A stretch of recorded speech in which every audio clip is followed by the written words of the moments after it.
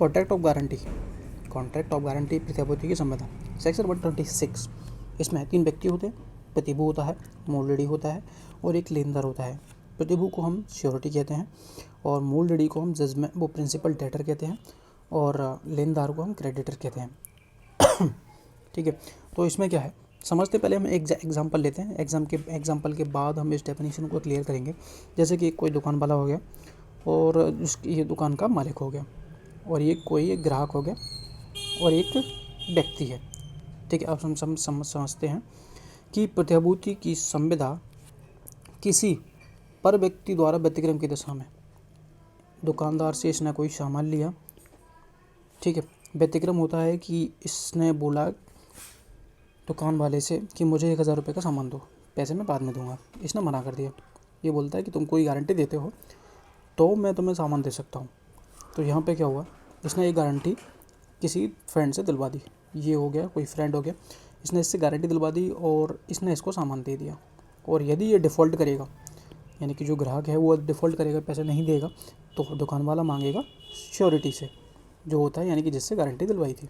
अब समझते हैं प्रतिभूति की संविदा किसी पर व्यक्ति द्वारा व्यतिक्रम की दशा में। पर व्यक्ति कौन था? पर व्यक्ति था ये।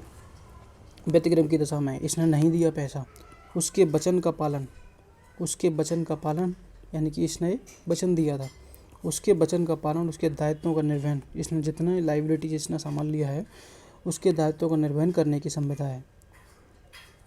और वह व्यक्ति जो प्रतिभूति देता है श्योरिटी कहलाता है। जो गारंटी देता है उसको श्योरिटी कहते हैं।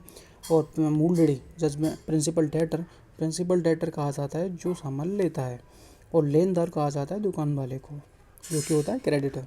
ठीक है, तो प्रतिभूति वह व्यक्ति जो प्रतिभूति देता है लेनदार कहलाता है। जिसको प्रतिभूति गारंटी दी जाती है उसको लेनदार कहा जाता है, नहीं क्रेडिटर कहा जाता है। प्रतिभूति या तो मौखिक हो सकता है या फिर लिखित में हो सकता है। एक बार और समझते हैं प्रतिभूति की संविदा कॉन्ट्रैक्ट ऑफ गारंटी, जिसमें एक प्रतिभू श्योरिटी होता है और एक प्रिंसिपल डेटर होता है। श्योरिटी हो गया जिसने गारंटी दी थी कि इसको सामान दे दीजिएगा 1000 रुपये का। और मूल ऋणी प्रिंसिपल डेटर हो गया जो ग्राहक है जिसके लिए इसने गारंटी दी है दुकान वाले को। और लेनदार हो गया हमारा क्रेडिटर यानी कि दुकान वाला। ठीक है, प्रतिभूति की संविदा किसी पर व्यक्ति के व्यतिक्रम पर, यानी कि जो हमारा थर्ड पर्सन है कि व्यतिक्रम की दशा में या फिर उसके वचन का पालन, इसने पेमेंट वगैरह नहीं किया और उसने इसको प्रॉमिस किया था और उसके दायित्वों का निर्वहन करने की एक संविदा होती है। और वह व्यक्ति जो प्रतिभूति देता है, जो गारंटी देता है, वो श्योरिटी कहलाता है। और वह व्यक्ति जिसके व्यतिक्रम के बारे में प्रतिभूति दी जाती है, जिसके लिए तुमने गारंटी दी थी श्योरिटी ने, वो प्रिंसिपल डेटर यानी कि मूल ऋणी कहलाता है। और वह व्यक्ति जिसको प्रतिभूति दी जाती, जिसे गारंटी दी गई थी, वह व्यक्ति लेनदार यानी कि क्रेडिटर कहा जाता है। प्रतिभूति यानी कि गारंटी या तो मौखिक हो सकती है या फिर लिखित में हो सकती है। तो ये था सेक्शन 126। 127 है प्रतिभूति के लिए प्रतिफल, यानी कि जब हर कॉन्ट्रैक्ट के लिए एक कंसिडरेशन यानी कि प्रतिफल होना ज़रूरी होता है। कुछ एक्सेप्शन को छोड़ के वो हम बाद में बात करेंगे, क्योंकि जो कॉन्ट्रैक्ट 25 में पढ़ा होगा।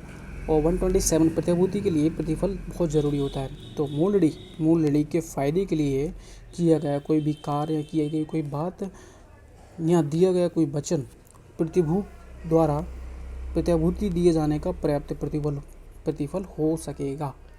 मूल ऋणी कौन था? कि इस व्यक्ति के फ़ायदे के लिए, श्योरिटी के लिए ये पर्याप्त प्रतिफल होता है। इसके फ़ायदे के लिए किया गया कोई भी कार्य या दिया गया कोई भी वचन श्योरिटी के लिए पर्याप्त प्रतिफल होता है। यानी कि हर कॉन्ट्रैक्ट में कंसिडरेशन ज़रूरी होता है।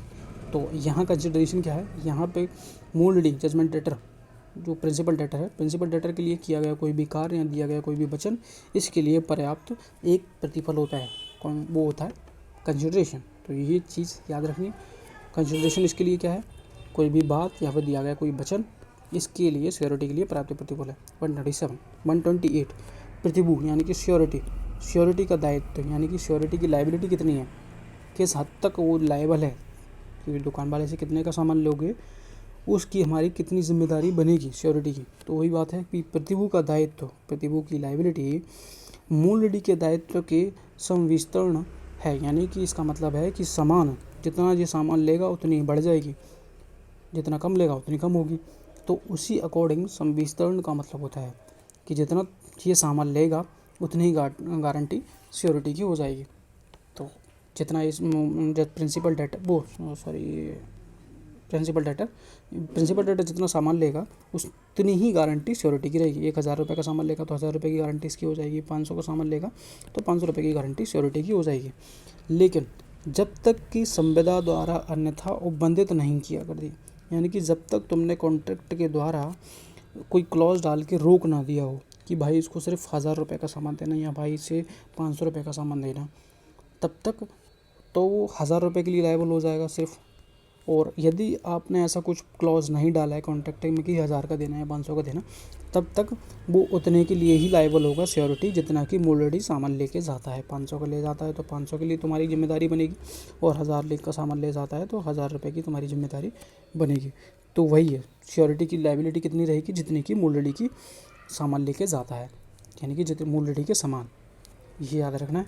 और जब तक कि कॉन्ट्रैक्ट के द्वारा अन्यथा उपबंधित कोई प्रोविज़न नहीं डाल दिया गया हो कॉन्ट्रैक्ट में कि सिर्फ 1,000 का सामान देना, 2,000 का देना, जब तक तुम्हें रोक नहीं दिया जाए, जब तक तुम्हें रोका ना जाए, तुम्हारी गारंटी सिर्फ उतनी होगी जितनी कि मूलड़ी उससे सामान लेता है। यहाँ मूलड़ी के सामान जितना दायित्व था, मूलड़ी का दायित्व तो 1,000 रुपये का था दुकान वाले के साथ, तो 1,000 रुपये की जिम्मेदारी तुम्हारी होगी। 500 का था तो 500 की होगी, तो उसके समान ही होती है, जब तक कि तुम्हें कॉन्ट्रैक्ट द्वारा ऐसा स्पेसिफाई नहीं कर दिया जाता। तो कॉन्ट्रैक्ट और गारंटी के 3 सेक्शन हैं, और 129 से कंटिन्यू गारंटी शुरू हो जाती है, चलित प्रतिभूति। तो इसमें से कोई डाउट हो तो आप पूछ सकते हैं।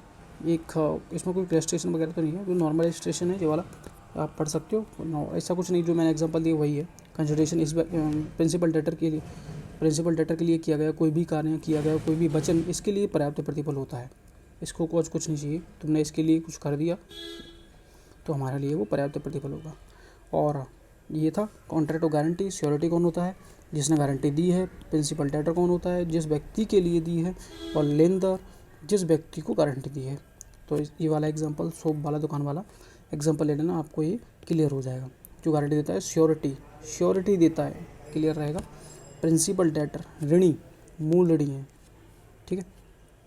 तो ये था कुछ कॉन्ट्रैक्ट ऑफ गारंटी। कुछ नहीं समझ में आता कमेंट कर दीजिएगा, और भी कोई डाउट है तो आप पूछ सकते हैं। और कोई सब्जेक्ट पढ़ना चाहते हो तो आप कमेंट कर दीजिएगा, तो उस पर भी हम वीडियो बना देंगे।